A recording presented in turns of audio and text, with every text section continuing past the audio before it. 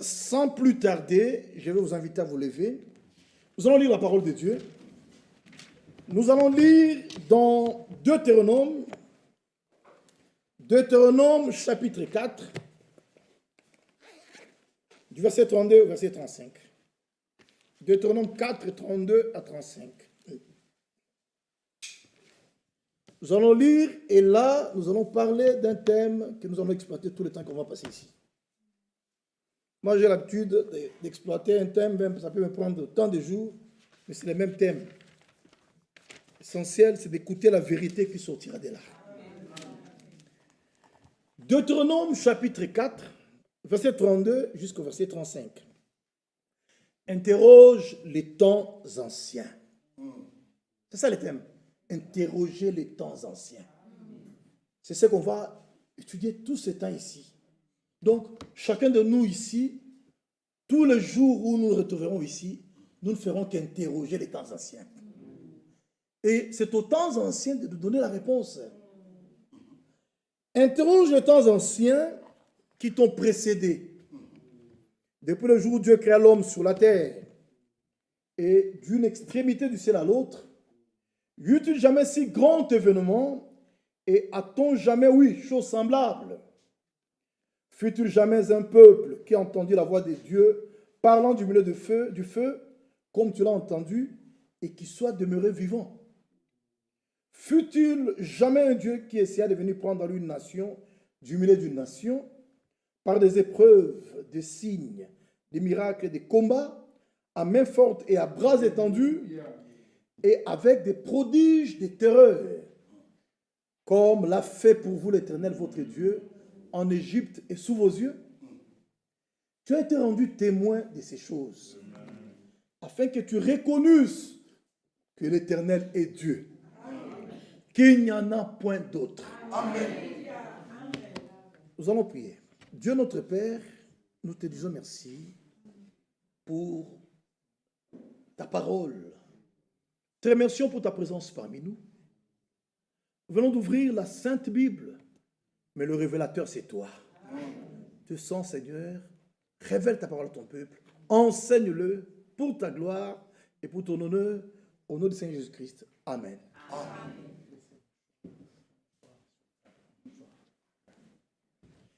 Nous allons parler de ce sujet intitulé « Interroger les temps anciens ». Mais avant de parler, mon frère qui a présidé ici, c'est le frère Cuiras qui a présidé là. Hein? C'est lui qui a présidé, c'était qui? Frère Bovic. Frère Bovic a lu une écriture dans Michée, au chapitre 7, et je me suis dit, vraiment, Dieu est bon, et Dieu nous conduit réellement. Parce que vous allez remarquer, là, dans Michée 7, que le frère Bovic a lu, il est écrit ceci. Il a lu du verset 18 jusqu'au verset 20. Et il a dit, quel Dieu est semblable à toi? Bien mes frères et sœurs, le Dieu que nous vous prêchons, le Dieu que vous adorez, le Dieu en qui chacun de nous a cru, c'est un Dieu incomparable. Il n'y a personne ici sur cette terre ou dans tout l'univers qui puisse être comparable à ces dieux là-bas. Il est incomparable. Et il est écrit ici, quel Dieu est semblable à toi. Donc en réalité, en dehors de ces dieux ici, il n'y a pas d'autre Dieu. Il y a des créatures sur la terre qui peuvent s'appeler Dieu en minuscule, mais ce sont des dieux qui ne sauvent pas. Ce sont des dieux qui ne guérissent pas, qui ne délivrent pas, qui ne transforment pas. Mais notre Dieu guérit. Amen. Notre Dieu sauve. Amen. Notre Dieu transforme. Amen. Notre Dieu délivre. Amen. Il est différent. Bien mes frères et sœurs, il est dit que Dieu est semblable à toi, qui pardonne l'iniquité, qui oublie les péchés. Amen. Si Dieu ne pardonnait pas, frère, personne de nous ne serait sauvé. Parce que si on veut bien suivre, même ce matin ici, tu avais combien de péchés? Ce matin-là. En venant, peut-être toi, frère, tu avais vu une fille, tu l'as convoitée. Tu as péché. Peut-être tu t'es arrivé de penser des choses qui ne sont pas correctes, Tu as péché. Mais si Dieu là ne se lasse pas de pardonner. Donc c'est un Dieu incomparable. Le Dieu que nous vous prêchons. Enfin, moi je connais le nom de ces dieux-là. Et je sais que vous connaissez aussi le nom de ces dieux-là. Dans l'Ancien Testament, on l'a appelé Yahweh, mais dans le Nouveau Testament, c'est Jésus-Christ. C'est ça le nom de notre Dieu. Alors, il dit, qui pardonne l'iniquité, qui oublie les péchés du reste de ton héritage. Il ne garde pas sa colère à toujours, car il prend plaisir à la miséricorde. Vous savez que chaque fois que nous péchons, cela amène la colère de Dieu sur nous. Parce que nous adorons un Dieu, comme on vient de le chanter à la fin ici. C'est un Dieu saint. Notre Dieu n'est pas 3 fois saint. Il ne faut pas le limiter, il est infini. Notre Dieu est infiniment saint. Il est éternellement saint. Donc il ne faut pas quantifier la sainteté de notre Dieu. On ne peut pas quantifier ça. Il est éternellement saint. Et aujourd'hui, tu ne peux pas être saint si tu n'entres pas en contact avec le saint. C'est impossible. On ne peut pas parler de la sainteté là où on adore des faux dieux. Frère, si il y a un peuple sur la terre qui est saint, c'est nous qui adorons le vrai Dieu. Parce que nous sommes issus de ces saints-là. Il nous a engendrés selon sa volonté, afin que nous soyons en quelque sorte les prémices de ces créatures. Nous sommes sortis de lui. Du saint ne peut sortir que le saint. Et le Dieu saint nous a engendrés, et en nous engendrant, nous sommes saints par vocation. Quand nous sommes nés de nos parents terrestres, nous sommes nés pécheurs. Nous sommes nés souillés. Qui que tu sois noir, que tu sois blanc, que tu sois américain, congolais ou qui que tu sois, comme tu es né de tes parents là-bas, tu es né pécheur. Mais quiconque naît de Dieu, il est né saint. C'est pourquoi Paul n'avait pas honte de s'adresser aux saints de différentes contrées. Il dit aux saints qui sont à Éphèse. Et je vous dis ce soir, je m'adresse aux saints qui sont à Bruxelles. Bien mes frères et sœurs, c'est ce Dieu saint-là qui nous a appelés. Et il nous a sanctifiés. Il a pardonné nos péchés. Il nous a purifiés par son sang. Le sang qu'il a versé à Golgotha. Ce sang-là est en vigueur jusqu'à ce soir ici.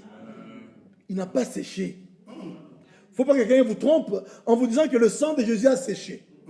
Le sang de Jésus est en vigueur. Chaque jour, le sang-là nous purifie de tout péché. Il est écrit là, il mettra sous ses pieds nos iniquités. Tu jetteras au fond de la mer tous leurs péchés. Et aujourd'hui, à cause de l'œuvre de Golgotha, le Seigneur a pris tous nos péchés. Il a jeté dans la mer de l'oubli. Il a jeté dans la mer de l'oubli. Attends, c'est que quand il regarde, il ne voit plus le péché là. Et quand Dieu nous regarde, il nous considère comme si nous n'avions jamais péché depuis que le monde existe. C'est-à-dire que par l'œuvre de Golgotha, Dieu ne nous a pas seulement sauvés, mais il nous a aussi justifiés. C'est-à-dire que quand nous croyons en Jésus-Christ, il nous pardonne nos péchés et il nous donne sa justice. Et quand il nous regarde comme si nous n'avons jamais péché depuis que le monde existe. Alors, quand un homme, Dieu te considère comme si tu n'as jamais péché depuis que le monde existe, il faut que aussi tu vives de façon à donner raison à Dieu. Tu ne vas pas dire que moi, Dieu me considère que je n'ai jamais péché, alors je peux continuer à pécher parce qu'il me considère comme si je n'ai jamais péché. Demeurerions-nous dans le péché afin que la grâce abonde? Loin de là. Bien mes frères et sœurs, la grâce de Dieu est venue nous délivrer du péché. La grâce de Dieu, c'est un secours divin qui nous rend capables de faire ce que nous n'étions pas capables de faire sans la grâce. C'est ça la grâce que nous nous enseignons. La grâce de Dieu, juste en titre 2:11, la grâce de Dieu, source du salut pour tous les hommes, a été manifestée. Elle nous enseigne. Frère, la grâce est un enseignant. Elle nous enseigne à renoncer à l'impiété. Donc la vraie grâce, quand tu la reçois, elle t'enseignera à renoncer à l'impiété. Et quiconque reçoit la grâce de Dieu, dans sa vie, il y aura un passé. Dans sa vie, il y aura une période appelée autrefois. Oui. Il sera en mesure de dire, hein, autrefois, j'étais coureur de jupons, mais maintenant, je ne cours plus derrière le jupon. Pourquoi? Parce que la grâce de Dieu m'a délivré. La grâce de Dieu, source de salut pour tous les hommes, a été manifestée. Elle nous enseigne. Frère, la grâce enseigne. Elle nous enseigne à renoncer à l'impiété. Frère Michel, quand il sera temps, vous m'arrêtez. Hein? Je ne vois pas d'horloge ici, quelque part. Faut que Ah là là, moi je ne saurais pas voir là-bas. Il faudrait qu'on mette... Je suis myope, je ne saurais pas voir jusque là. Il faut qu'on me mette ça... Bon, on va me faire signe. Hein? Même s'il reste 5 minutes, on me fait signe. Hein? Elle nous enseigne à renoncer à l'impiété et au convoitisme mondaine. C'est ça la grâce, la vraie grâce que nous enseignons. C'est que si tu dis, moi j'ai reçu ou j'ai expérimenté la grâce, dans ta vie, tu dois renoncer à l'impiété. Non seulement à l'impiété, mais aussi au convoitisme mondaine. Frère, nous recevons la grâce de Dieu pour devenir des enfants obéissants. C'est ce que la grâce fait de nous. Et au convoitisme mondaine, écoutez, et à vivre dans le siècle présent, selon la sagesse, la justice et la piété. C'est que quand la grâce t'enseigne, hein, tu vivras selon la sagesse. Et la crainte de Dieu est le commencement de la sagesse. Tu vivras selon la sagesse, la justice et la piété. La piété, c'est être comme Dieu. La nature de Dieu, c'est la sainteté. Frère, notre Dieu est saint. Et nous, ses enfants, nous sommes des saints. Tu ne peux pas dire que tu as reçu la grâce et tu te plais à vivre comme les païens. Non, frère. Ça, c'est la vie d'autrefois. Quiconque a expérimenté la grâce, il y aura une autre foi dans sa vie. Si avant de recevoir la grâce, tu t'habillais mal, après avoir la grâce, reçu la grâce, tu t'habilleras correctement. Frère, la grâce de Dieu, quand elle entre dans la vie d'un homme ou d'une femme, vous verrez la différence dans son mode de vie. Et c'est cette grâce-là que nous vous prêchons. Écoutez s'il vous plaît, à vivre dans le siècle présent selon la sagesse, la justice et la piété. C'est ce que la grâce apporte. Donc elle nous amène à vivre, à être comme Dieu, à marcher dans la sainteté, en attendant. C'est-à-dire que nous marchons dans la sainteté en attendant. C'est-à-dire que quand nous nous sanctifions tous les jours de notre vie, c'est par rapport aux promesses que nous attendons. Amen. Et la plus glorieuse de toutes ces promesses-là, c'est le retour physique du Seigneur Jésus-Christ. Nous sommes ici pour ça. Et c'est dans cette génération que le Seigneur va revenir. Et ce qui est merveilleux, le Seigneur ne viendra pas faire un tour à Bruxelles. Le Seigneur reviendra nous prendre. Il est écrit, frère, il dit, entendant la bienheureuse espérance et la manifestation de la gloire du grand Dieu et de notre Sauveur Jésus-Christ. Donc, ce Dieu-là, ce grand Dieu-là, c'est lui-même qui est notre Sauveur. Ce grand Dieu-là, nous l'appelons Seigneur Jésus-Christ. C'est ça le nom de notre grand Dieu. Donc il ne se lasse pas de pardonner. Je rentre dans l'écriture que le frère Bovic avait lu là, dans Michée, avant d'entrer dans ce que nous allons dire tout ce temps ici. Michée, chapitre 7. Alors, bien écoutez, on dit, car il prend plaisir à la miséricorde. Il aura encore compassion de nous. Frère, ces compassions ne sont pas à leur terme.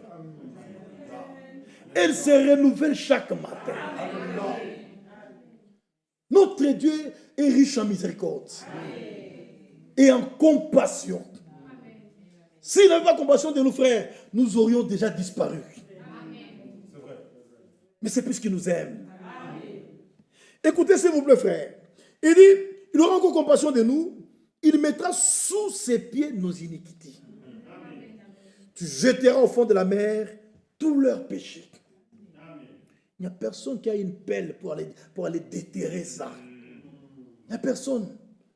C'est qu'aux yeux de Dieu, hein, même si tu étais meurtrier dans les mondes, mais quand tu rencontres le Seigneur à Golgotha, il pardonne tous tes péchés là-bas. Il oublie tout meurtre là-bas. Et personne n'a plus le droit de te considérer comme autrefois. Puisque tu ne vis plus par rapport à autrefois. Maintenant, tu vis aujourd'hui.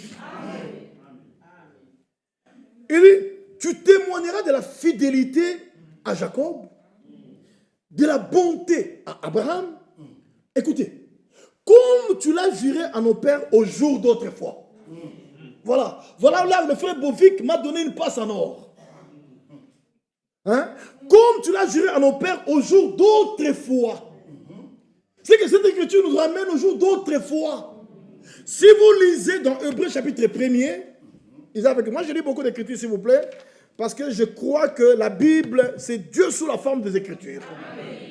La Bible, c'est la parole de Dieu. C'est le document divin. Et nous croyons que cette Bible, c'est notre absolu.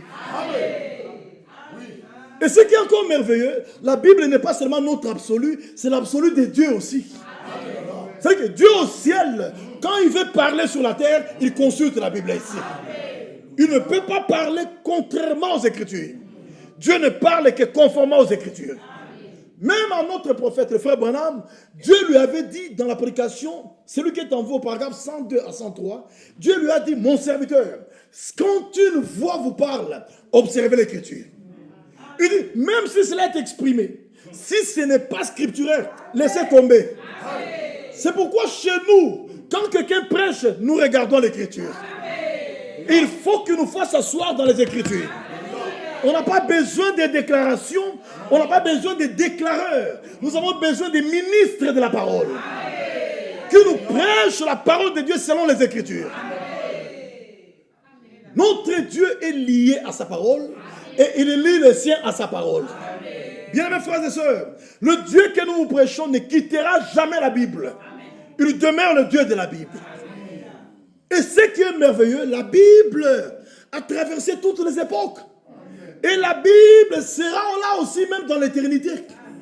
Nous vous prêchons la vérité qui est avec nous dans le temps et qui sera avec nous dans l'éternité. C'est cette vérité que nous vous prêchons. Et nous sommes très fiers de vous la porter. Parce que dans ce temps de la fin, Dieu ne confirmera que sa parole. Bien-aimés frères et sœurs, écoutez s'il vous plaît.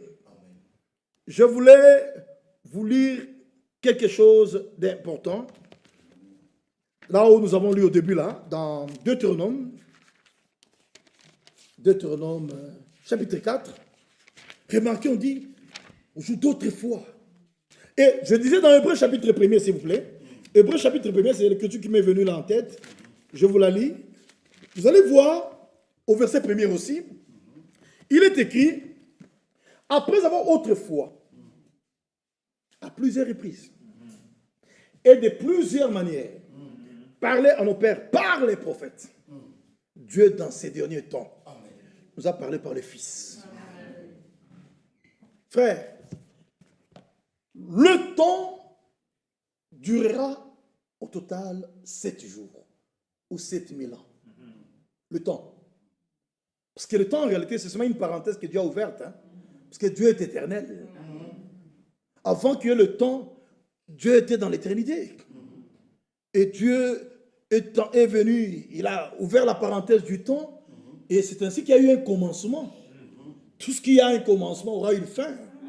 Le temps a commencé, le temps se terminera. C'est comme le jour d'aujourd'hui. Aujourd'hui, nous sommes vendredi. Vendredi a commencé, bientôt vendredi va se terminer. Mais l'éternité n'a pas de commencement, et l'éternité n'aura pas de fin. Et ce qui est merveilleux pour notre Dieu, voilà pourquoi Dieu, on l'appelle l'ancien. Vous savez pourquoi on l'appelle l'ancien des jours? On l'appelle l'ancien des jours parce qu'avant le temps, il était déjà là. Il existait avant le temps. Et après le temps, il sera là. Il est plus ancien que le temps. C'est pourquoi on l'appelle l'ancien des jours. Donc avant même de commencer à compter les jours, lui il était déjà là. Et quand les jours finiront, lui sera là. C'est ça notre Dieu. Alors, dans l'éternité, il a ouvert la parenthèse du temps. Quand la parenthèse du temps se refermera, Dieu retournera dans l'éternité. Pas seul, puisque dans l'éternité avant le temps, il était seul là-bas. Mais dans l'éternité après le temps, il ne sera pas seul. Il existera avec sa famille. Et nous sommes sa famille. C'est ce qui nous fait du bien, frère. Nous sommes sa famille. Et en Christ, Dieu nous a amenés plus haut qu'en Adam.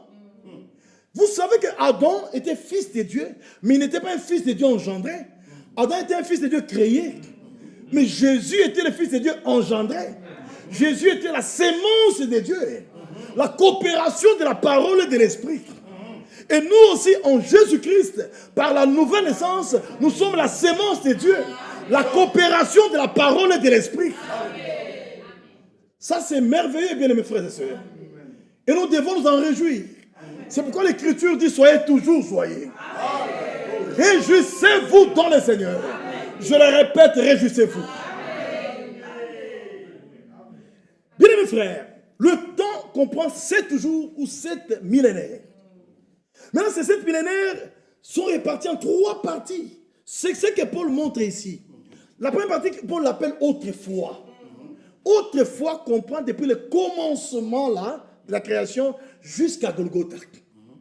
Quand le Seigneur est venu. C'est que tout l'Ancien Testament, c'est la période qu'on appelle autrefois ou les temps anciens. Autrefois ou les temps anciens. C'est que c'est le jour, on appelle ça aussi le jour d'autrefois. Et ça part du commencement jusqu'à ce que le Seigneur est venu pour accomplir la rédemption. Et ça dure 4 jours. La deuxième période du temps, c'est ce qu'on appelle dans la Bible aujourd'hui. Et aujourd'hui, depuis la première venue du Seigneur Jésus-Christ, quand il est venu mourir à la croix, et aujourd'hui sera clôturé à la seconde venue du Seigneur, quand il viendra pour nous enlever.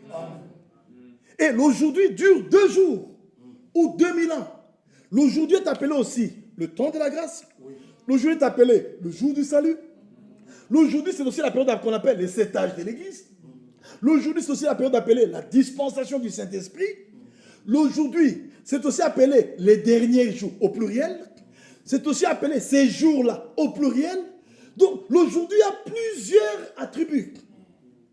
Et c'est pendant cette période-là d'aujourd'hui que nous vivons. Pendant ce temps de la grâce. Pendant l'année des jubilés. C'est pendant cette période-là que vous et moi, nous sommes venus à la foi. Et c'est pendant cette période-là que Dieu fait de nous des enfants d'Abraham. Le jour au sujet duquel Abraham s'était réjoui, c'était ce jour ici, l'aujourd'hui. Et c'est Christ qui est venu inaugurer ça. C'est Christ qui viendra aussi l'achever. Frère, quand Christ commence quelque chose, il la développe et il l'achève. Il commence, il achève. Il est le premier, il est le dernier. Il est le commencement, il est la fin. Il est l'alpha, il est aussi l'oméga. Il est la pierre angulaire, il est aussi la pierre des fêtes. Notre Dieu ne peut pas commencer une œuvre et s'arrêter en cours de route. Jamais. Et là où notre Dieu n'a pas été alpha, il ne sera jamais oméga. Donc vous ne pouvez pas, vous là, de par vous-même, commencer quelque chose, ensuite inviter Dieu à venir s'associer à vous. Jamais. Dieu doit toujours être le premier. Dieu doit toujours être le commencement. Même la vie chrétienne, si vous la commencez sans Dieu, vous échouerez. Dans la vie chrétienne, si vous voulez commencer et réussir, il faut que Dieu commence l'œuvre là. C'est pourquoi Paul disait dans Philippiens, au chapitre 1er, le verset 6, « Je suis persuadé que celui qui a commencé en vous cette bonne œuvre la rendra parfaite au jour de Christ. » Quand Dieu commence, Dieu développe et Dieu lui-même achève. Nous adorons et prêchons un Dieu compétent. Il est plus que capable. En tant que parent rédempteur. Vous savez, parmi les critères des parents rédempteurs, il fallait que ce soit un homme capable. Et notre Dieu est capable. Même quand il donne des promesses, il n'est pas seulement capable de donner les promesses, mais il est aussi capable de les accomplir. Ça, c'est merveilleux. Même quand nous l'attendons pour nous amener au ciel, ne pensez pas qu'il viendra s'excuser, hein, pour dire non, vous voyez, avec la guerre de l'Ukraine, la situation est devenue difficile, le carburant coûte trop cher, j'aurais du mal à amener tout un monde comme ça au ciel. Jamais. Notre Dieu, quand il n'y a rien là-bas, il est capable de créer quelque chose. Comme il a fait la promesse, il dit, je reviendrai vous prendre. Frère, au temps fixé, Dieu viendra. Et il nous prendra. Croyez ça de tout votre cœur. Et vous ne serez pas déçus. Parce que celui qui a fait la promesse est fidèle. Bien mes frères, donc le temps comprend l'autre fois qui comprend 4 jours ou 4000 ans. Il y a l'aujourd'hui qui prend 2 jours ou 2000 ans. Et enfin, il y a le jour du Seigneur qui viendra après le jour du salut. Et dans le jour du Seigneur, il y a beaucoup d'événements. Parmi lesquels il y a aussi les milléniums, il y a la bataille d'Armageddon, il y a le salut d'Israël. Il y a beaucoup de choses. Il y a des différents jugements qui viendront. Bien-aimés frères et sœurs, Dieu nous a fait grâce dans ce temps de la fin en nous révélant son plan. Donc quand il est écrit « interroger les temps anciens », c'est-à-dire, hein, nous devons retourner dans ce qui s'est passé là-bas pour savoir comment se comporter maintenant. Parce que dans le royaume de Dieu, le hasard n'existe pas. Même quand nous, je vais vous montrer beaucoup de choses dans ce sujet-ci. Vous allez comprendre que même quand nous parlons juste de la continuité de l'œuvre de Dieu, ça n'a pas seulement commencé aujourd'hui. Nous allons interroger aussi les temps anciens en rapport avec la continuité. Et vous verrez ce que les temps anciens vont nous répondre. Même aujourd'hui, quand nous parlons de la divinité, le Dieu que nous adorons aujourd'hui doit aussi être le Dieu qu'on a adoré dans les temps anciens. Ça peut être un nouveau Dieu, un Dieu connu seulement au temps de la fin, que les apôtres n'ont pas connu, que les prophètes n'ont pas connu. Celui-là, c'est un faux Dieu. Parce que le Dieu que nous adorons, c'est le Dieu d'Abraham, d'Isaac et de Jacob. Et quand est-ce qu'Abraham, Isaac et Jacob ont vécu? C'est dans les temps anciens. Alors, on doit aussi, en rapport avec la divinité, interroger les temps anciens. Pour connaître qui est ce vrai Dieu-là, qui doit être adoré. Parce qu'il n'y a pas de nouveauté. Écoutez, s'il vous plaît, frère, je lis cette écriture. Il dit, interroge les temps anciens qui t'ont précédé depuis le jour où Dieu créa l'homme sur la terre. Ça, c'est le commencement. Hein? Il dit, et d'une extrémité du ciel à l'autre, y eut-il jamais si grand événement? Et a-t-on jamais eu chose semblable? Voilà. Et chacun de nous à Bruxelles a le devoir, tout le temps que je suis parmi vous, d'interroger les temps anciens. C'est que même en rapport avec ton comportement, interroge les temps anciens. Parce que dans les temps anciens, il y a des gens qui ont fait des expériences vraies, des expériences authentiques avec Dieu. Et nous devons nous inspirer de ces expériences-là. Parce que ces expériences-là ont été écrites ici dans ce livre qu'on appelle la Bible. Et quand Paul est venu, il a dit, toute écriture est inspirée de Dieu. C'est pourquoi, frère, nous ne croyons pas à une inspiration qui est plus forte que les Écritures. Oh non, l'inspiration est plus forte que les Écritures. Ça, c'est un cuisant mensonge. Nous n'acceptons pas ça. Parce que toute Écriture est inspirée de Dieu. Frère, la Bible, c'est la plus grande inspiration qui existe. C'est pourquoi aujourd'hui, même une révélation qui est présentée doit être ramenée à la Bible. Si elle est contraire aux Écritures, nous mettons de côté. Dieu est lié à sa parole et Dieu lie les siens à sa parole. C'est vrai. Écoutez s'il vous plaît. Fut-il jamais un peuple qui a entendu la voix de Dieu parlant du milieu du feu, comme tu l'as entendu, et qui soit demeuré vivant? Ça, c'est Dieu parlant dans les temps anciens à son peuple d'Israël. Fut-il jamais un Dieu qui essayait de venir prendre dans lui une nation du milieu d'une nation? Frère, notre Dieu, tout ce qu'il fait, et il le fait à merveille. Et tout ce que notre Dieu fait étonne. Quand il est arrivé devant notre père Abraham, il dit, il n'y a-t-il rien qui soit étonnant de la part de l'Éternel? Frère, je vous dis que tout ce que Dieu fait est étonnant. Hein? Je peux vous prendre seulement vous-même tel que vous êtes là-bas. Mais vous êtes une créature merveilleuse. Et laissez-moi vous dire que même les médecins ne connaissent pas tout notre corps, comment ça fonctionne. Il y a toutes des choses qui échappent aux médecins. Hein?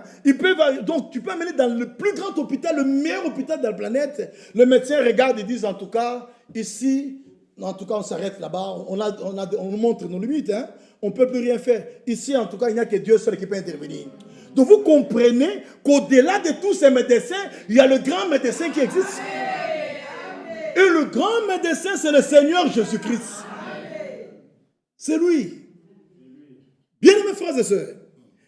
Donc c'est Dieu-là, par sa toute-puissance, il a fait sortir une nation du milieu d'une nation. Et ça c'est formidable. Dieu l'a fait. Ce peuple-là n'avait pas des armes. Il n'avait pas d'armes. Il n'avait pas de missiles. Mais ce qui est merveilleux, au milieu de ce peuple-là, il y avait l'Éternel des armées. Yahweh Sabaoth. Il était là. Et il était capable de défier l'armée de Pharaon.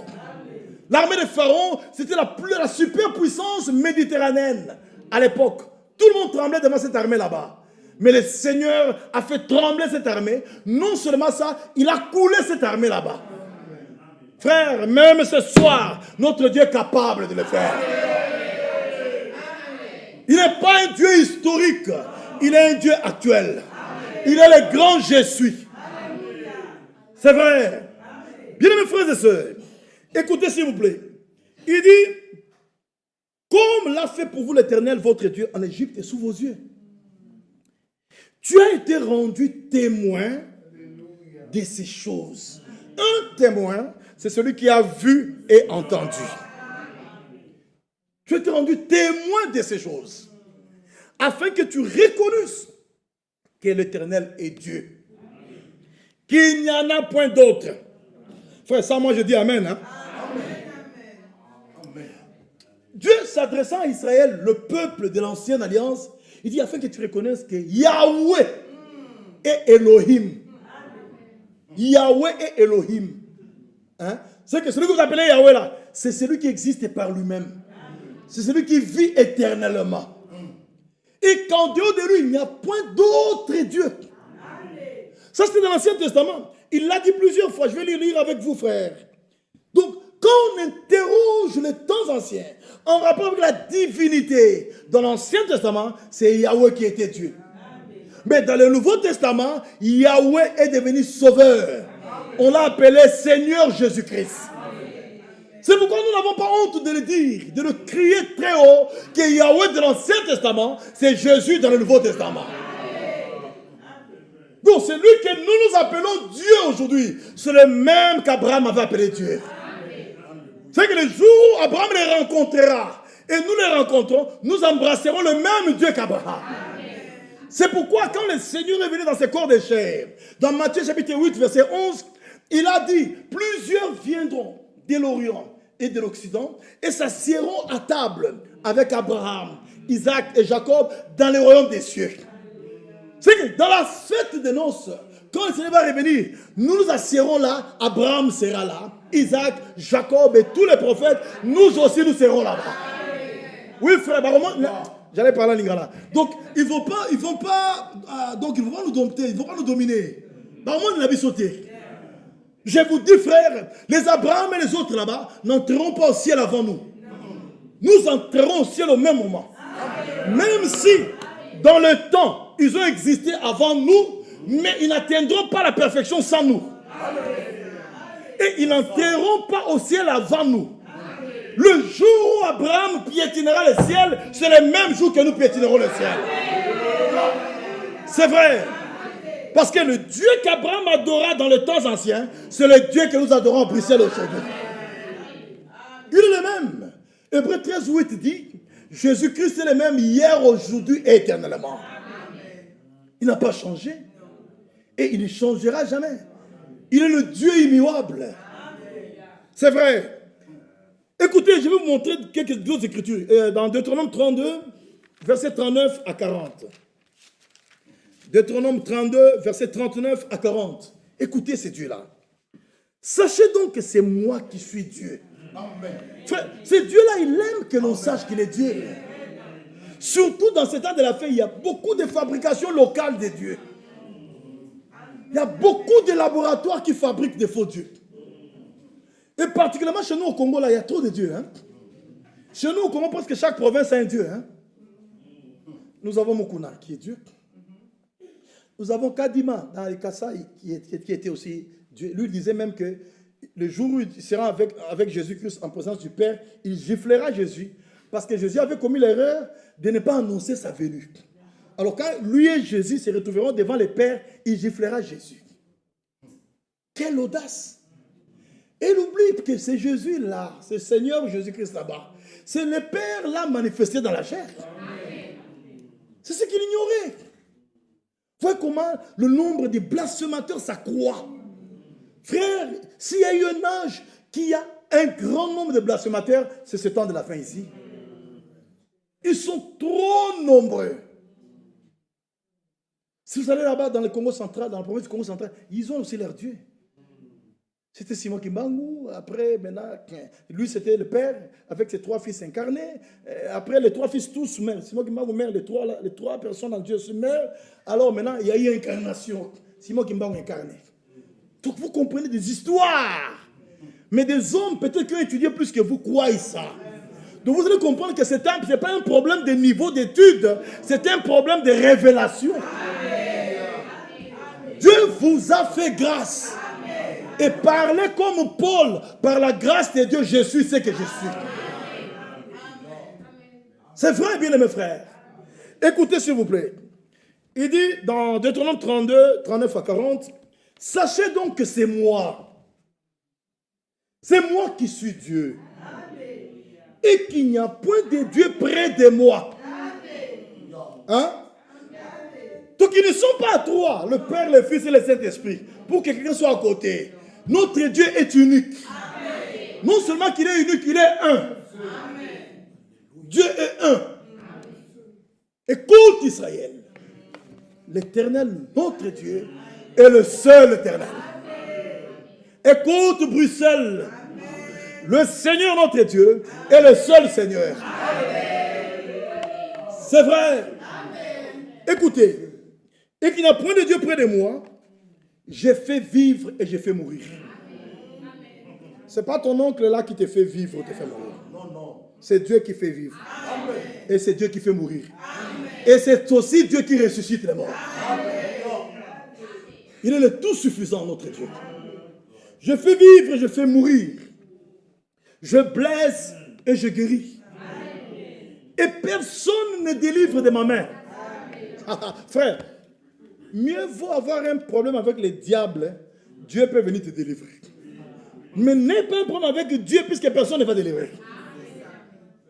Si tu as un problème avec le diable, Dieu peut t'étendre sa main, intervenir en ta faveur et te délivrer de la main du diable. Mais c'est maintenant si tu as un problème avec Dieu, qui va te délivrer de la main de Dieu? C'est pourquoi craignez Dieu. Amen.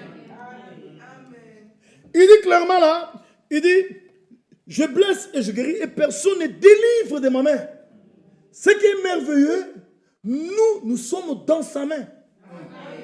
Et il a dit, le Seigneur a dit, celui que je tiens dans ma main, nul ne les ravira de ma main. Frère, nous sommes tenus aussi maman. Donc nous sommes tenus. Et quand le Seigneur te tient, frère, il n'y a pas un plus puissant que lui pour venir te ravir. Même ta santé, c'est dans la main du Seigneur. Oui, frère. Votre vie, là, c'est dans la main du Seigneur. Vous mourrez le jour où Dieu décidera. Si Dieu décide que vous vivez jusqu'à l'enlèvement, vous vivrez jusqu'à l'enlèvement. C'est pourquoi un enfant de Dieu qui a compris ces choses, tous les jours de sa vie, il se confie à ces dieux là-bas. Il se confie à ces dieux-là. Écoutez s'il vous plaît, frère. Il dit, car je lève ma main vers le ciel et je dis, je vis éternellement. Oh, ça c'est merveilleux. Et ça, si nous allons dans Daniel 12, nous trouverons aussi le même Dieu là-bas qui a levé sa main. Et il a juré par celui qui vit éternellement.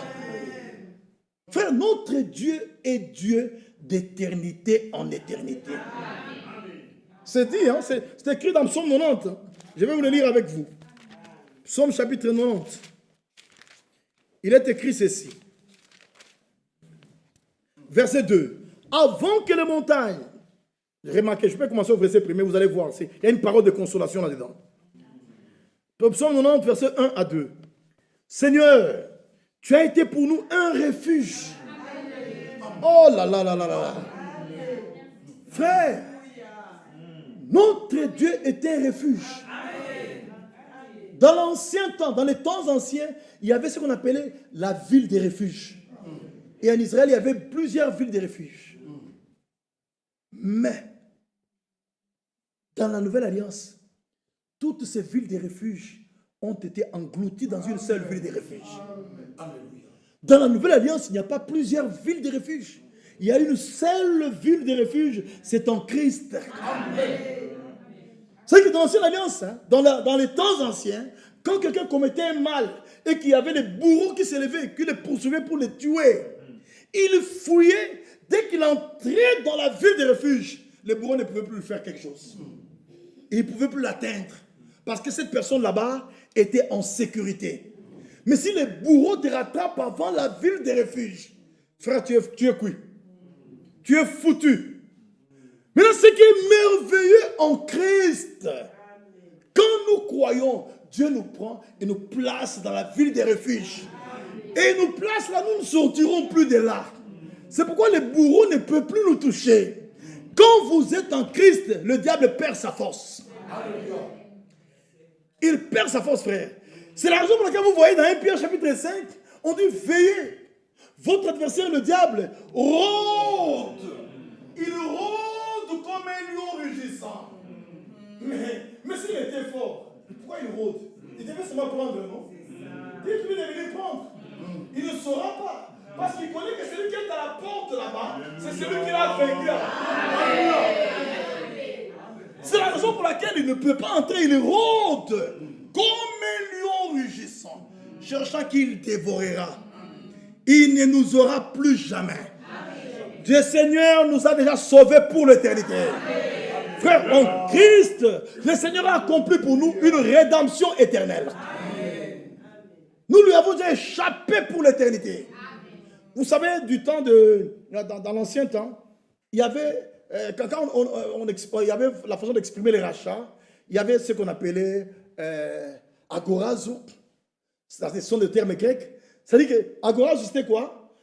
On retire, les esclaves se trouvaient au marché, on vient prendre l'esclave du marché et on les rachète, mais avec possibilité de le remettre au marché pour le revendre. Ça, c'était agorazo.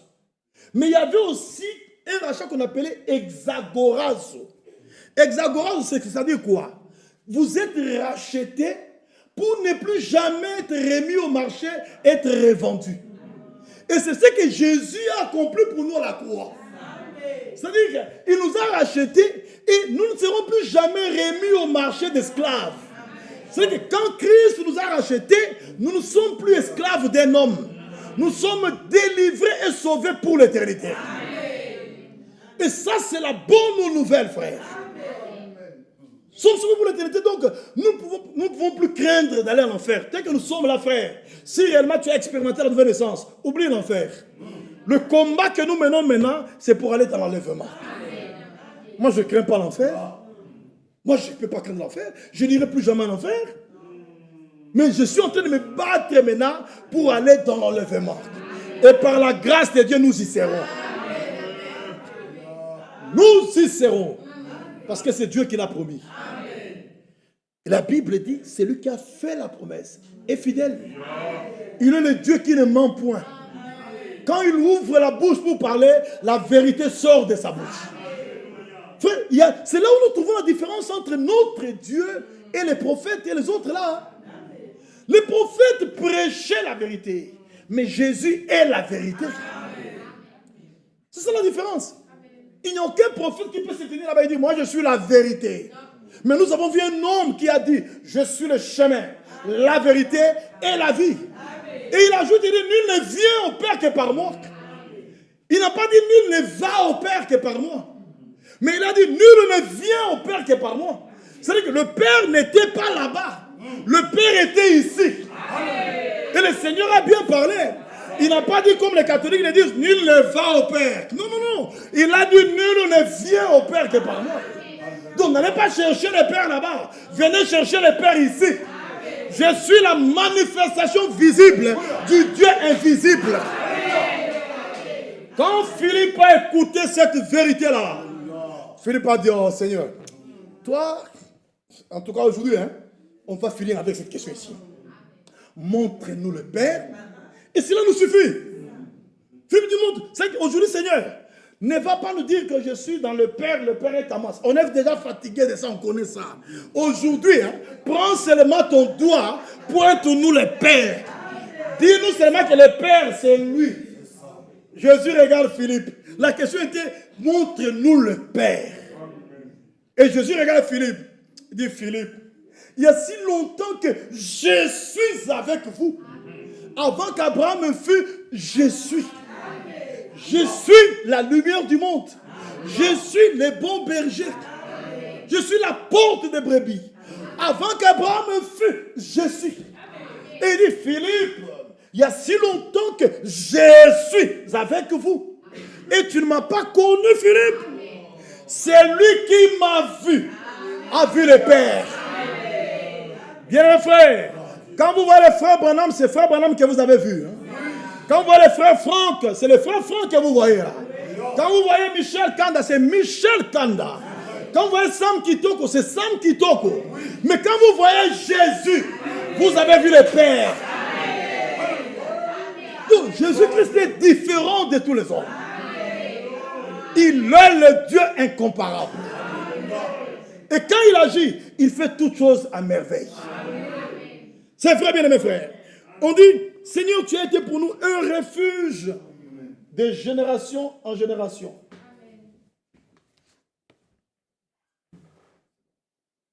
Ok, dans 15 minutes. Il dit, Seigneur, tu as été pour nous un refuge de génération en génération. Vous voyez, comprenez, hein, on prêche là-bas en français, mais des fois, de temps en temps, on entre aussi à Lingala. Hein, c'est notre langue maternelle là-bas. Donc, le cerveau, tu connais déjà ça, de temps en temps, tu vois, un mot de Lingala sort, il faut comprendre. Mais je vais vous prêcher en français.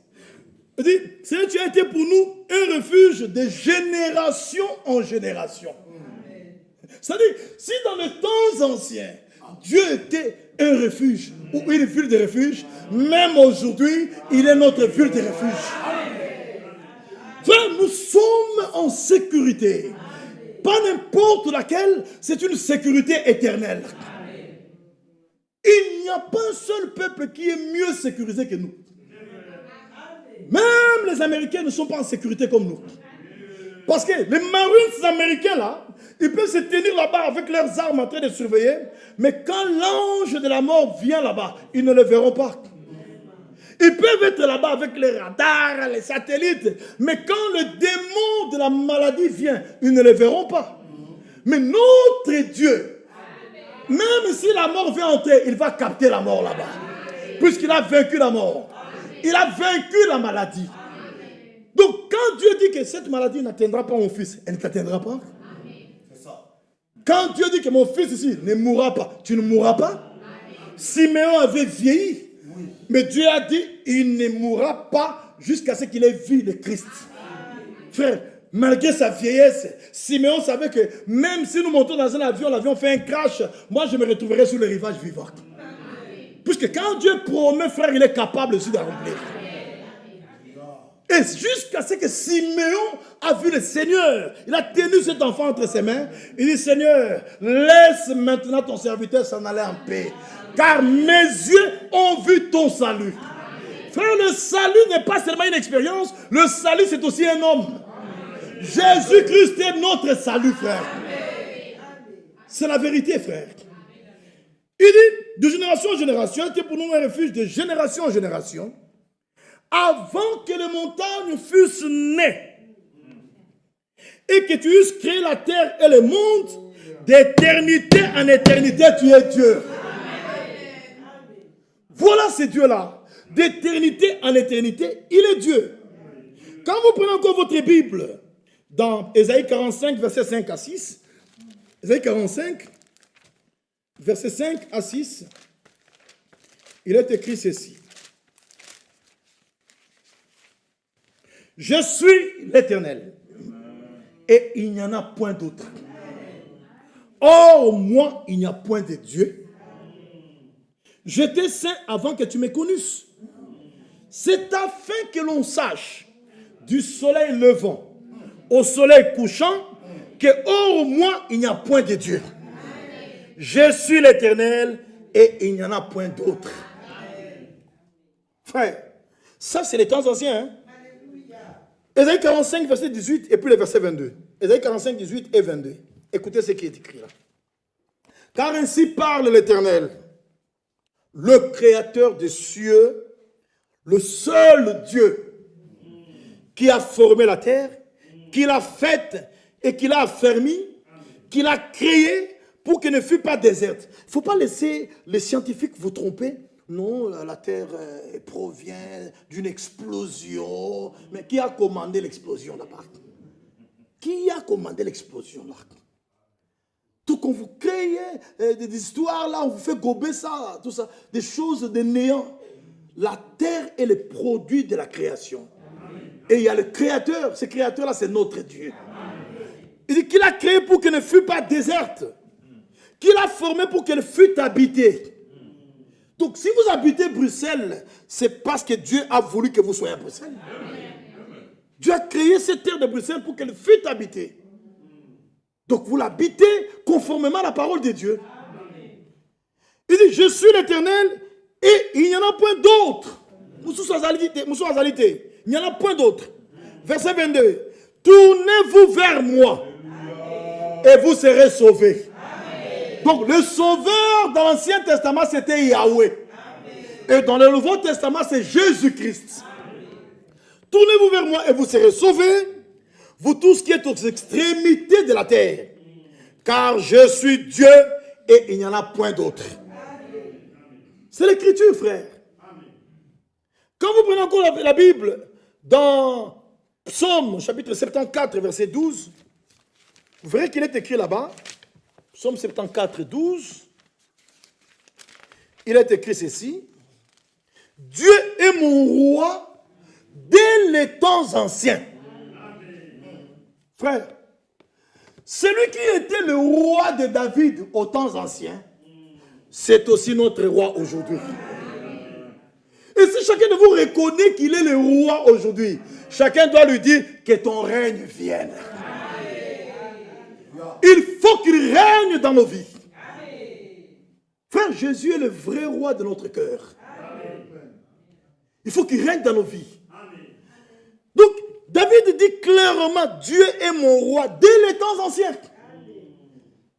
C'est lui qui était le roi dans les temps anciens, c'est aussi lui qui est le roi aujourd'hui. C'est pourquoi même à la croix, on l'avait écrit là-bas, Jésus de Nazareth, roi des Juifs. Et dans l'Apocalypse, on dit quand il viendra, on dit qu'il est le roi des rois et le Seigneur des seigneurs. Jésus-Christ. Donc il est toujours là au sommet. On ne peut pas l'égaler. Nul n'est semblable à lui. Écoutez s'il vous plaît. Psaume 93, verset 2. Il est écrit, ton trône est établi dès les temps anciens. Tu existes de toute éternité.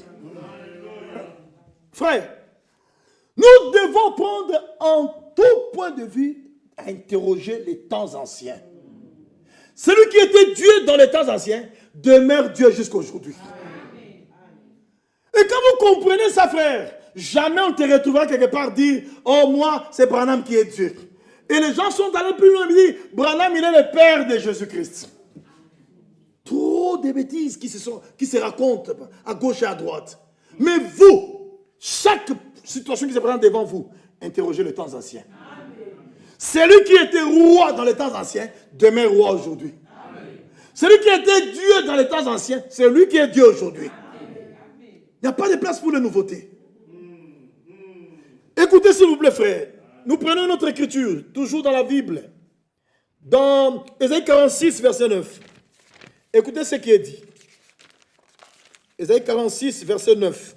Il est écrit, « Souvenez-vous de ce qui s'est passé dès les temps anciens, car je suis Dieu, et il n'y en a point d'autre. Je suis Dieu, et nul n'est semblable à moi. » Frère, ce qui est grave, nos frères tonnéristes, ils font un effort pour égaler Branham avec Jésus-Christ. Vous allez entendre, la Bible dit clairement que nul n'est semblable à moi. Mais vous allez entendre dire que non, Jésus-Christ, de son vivant, il n'a ressuscité que 3 morts. Mais frère Branham aujourd'hui, il a ressuscité 7 morts. Frère, quand Jésus ressuscitait les morts, il ne les faisait au nom de personne. Hein? Il venait là devant la tombe de Lazare et dit, Lazare, sors. Et Lazare sort parce que Jésus lui-même était la résurrection et la vie. Quand il était devant la jeune fille de Jairus là, il dit, Talita Koumi, c'est-à-dire, jeune fille, je te l'ordonne, lève-toi. Et la jeune fille s'est levée. Même devant la fille, le fils de la veuve de Naïn, il a donné l'ordre. Et la chose est arrivée. Mais chaque fois que Branham était devant un mort, Branham disait, au nom de Jésus-Christ, lève-toi. Donc en réalité, ce n'est pas Branham qui ressuscitait les morts, mais c'est Jésus-Christ qui ressuscitait les morts. Donc il faut dire que Jésus-Christ, pendant son pèlerinage terrestre, il avait ressuscité 3 morts. Jésus-Christ, au temps de la fin, dans le ministère de Branham, il a ressuscité 7 morts. C'est toujours Jésus qui a ressuscité les morts. Bien mes frères et sœurs, Jésus-Christ est incomparable. Nul n'est semblable à notre Dieu. Il faut apprendre à interroger les temps anciens. Et vous allez comprendre, beaucoup de choses que nous voyons aujourd'hui, si nous avions l'habitude d'interroger les temps anciens, frère, nous serons à l'abri du mensonge. C'est pourquoi ma venue à Bruxelles, c'est de vous donner un devoir d'interroger les temps anciens.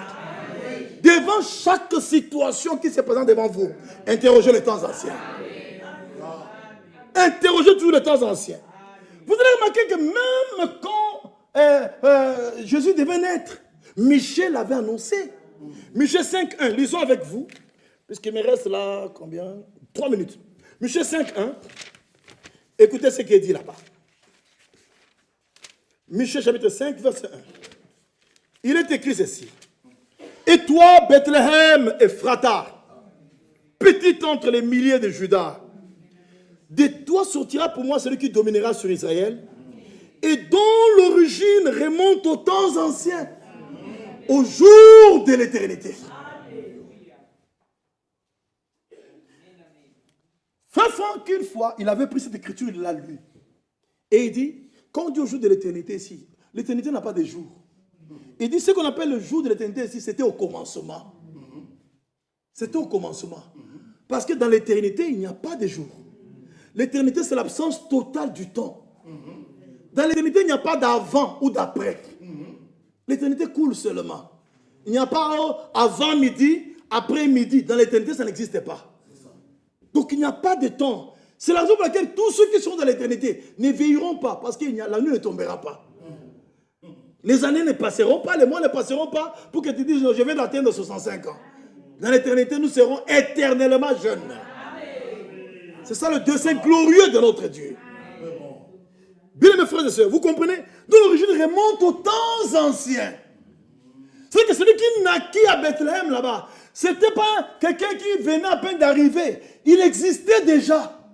C'est pourquoi cet homme-là qui naquit à Bethléem, quand il a vu le juif qui voulait le contester, il dit, Abraham, votre père, a tressailli de joie de ce qu'il verrait mon jour. Il l'a vu et il s'est réjoui. Mais charnels qu'ils étaient, ils n'ont pas compris que c'était le Dieu d'Abraham qui était en face d'eux. Il regarde son âge, il avait une trentaine, mais il regarde tellement qu'il était laid avec son masque qu'il avait porté là-bas. On dit, celui-là doit avoir 50 ans, 48, 49. Et ils lui disent, tu n'as même pas 50 ans et tu dis que tu as vu Abraham. Le Seigneur sursaute. Il dit, en vérité, je vous le dis, avant qu'Abraham fût, je suis. C'est-à-dire, Abraham, c'est de l'histoire. Moi, c'est l'actualité. Moi, c'est l'actualité. Et je vous dis ce soir, Jésus, c'est l'actualité. Il est présent ce soir parmi nous. C'est lui qui nous parle. C'est lui qui nous bénit. C'est lui qui nous guérit. C'est lui qui nous libère. C'est lui qui nous transforme. Il est présent ici ce soir. C'est même Dieu là-bas qu'Abraham a adoré, Isaac, Jacob ont adoré.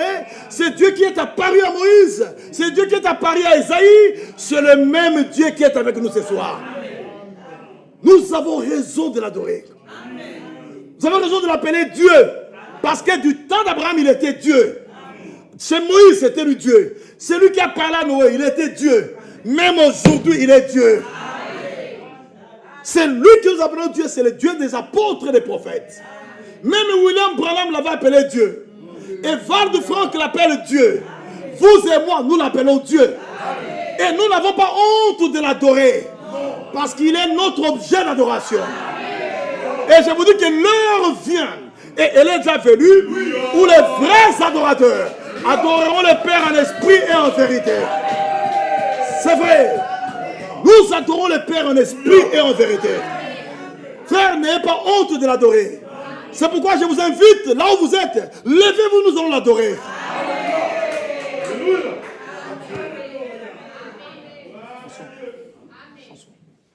Seul refuge de mon âme. Allez-y. Seul refuge de mon âme. Alléluia, je m'appuie sur toi. Voilà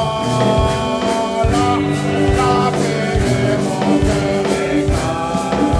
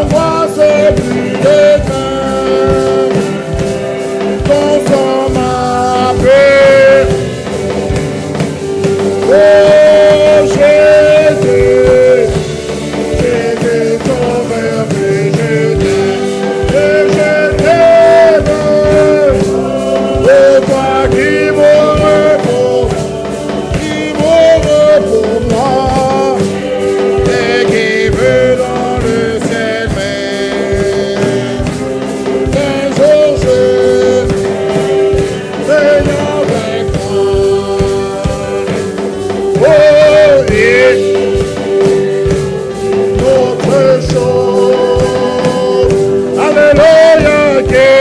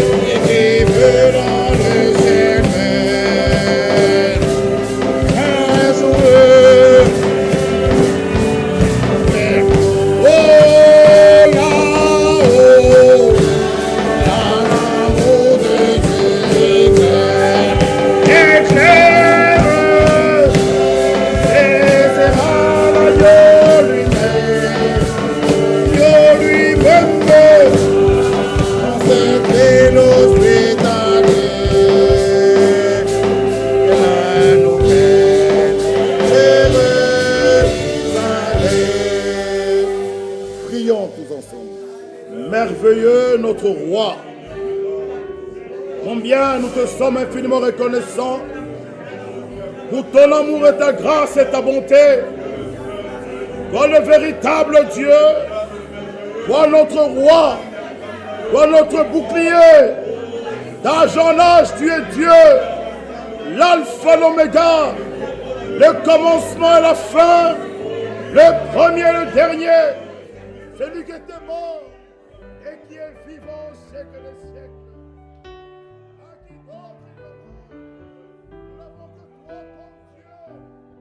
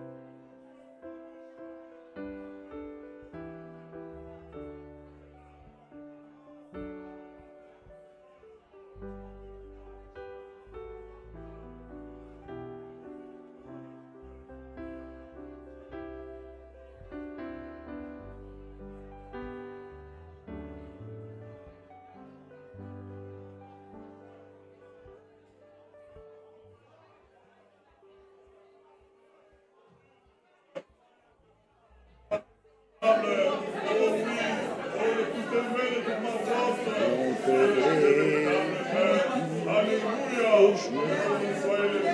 le tout-puissant.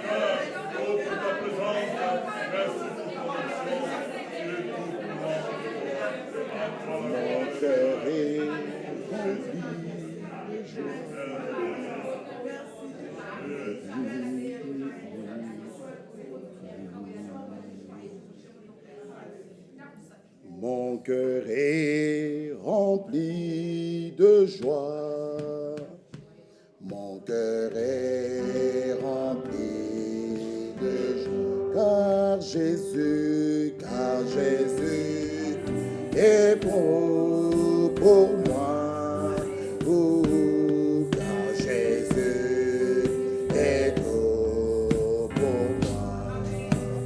Oh, il m'a sauvé, il m'a sauvé, il m'a sauvé dans son amour pour être à lui tous les jours. Il m'a lavé, il m'a lavé dans son amour pour être à lui tous les jours.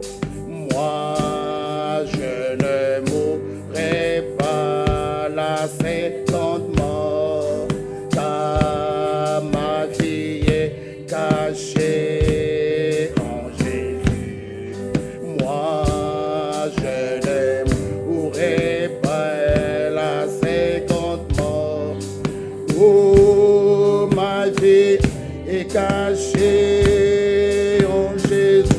Il m'a donné la vie, donné la vie. Il m'a donné la vie. Oh, c'est qu'aucun homme ne peut faire. Il a fait bon, c'est qu'aucun homme n'a pu faire. Il a fait